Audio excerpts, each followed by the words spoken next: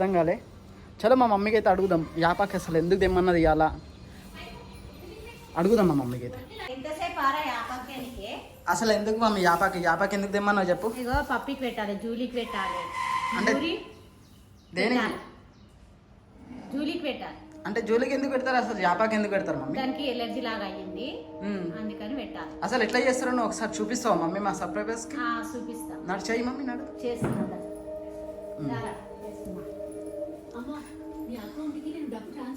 Mummy చెప్పు ఎట్లా చేయాలి? యాపాకు దూసాలే, మిక్సీ గిన్నెలు వేయాలి.